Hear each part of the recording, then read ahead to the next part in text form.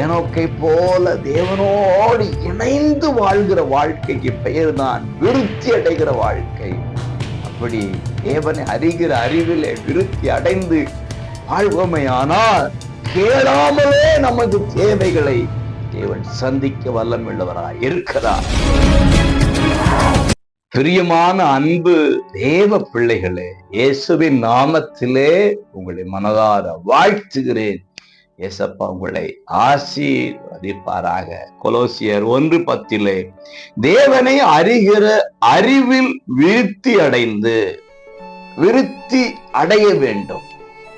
இன்றைக்கு நாம் பல காரியங்கள் விருத்தி அடைய விரும்புகிறோம். பொருளாதாரத்திலே, இடம் வாங்குவதிலே, சேமிப்பு கணக்கிலே, ஆரோக்கியத்திலே, இன்னும் எனக்கு இவைகளெல்லாம் வேண்டும் வேண்டும் என்று சொல்லி நிறைய காரியங்களை பெற்றுக்கொள்ள முயற்சிக்கிறோம், பெற்றுக்கொண்டிருக்கிறோம். ஆவிக்குரிய வாழ்விலே நாளுக்கு நாள் விருத்தி அடைகிறோமா? நேற்றை விட இன்றைக்கு கொஞ்சம் அதிகமாக ஜெபிக்க வேண்டும். நேற்றை விட இன்றைக்கு கொஞ்சம் அதிகமாக வேதம் வாசிக்க வேண்டும். நேற்றை விட இன்றைக்கு இன்னும் அதிகமாக விசுவாசத்தில் வளர வேண்டும்.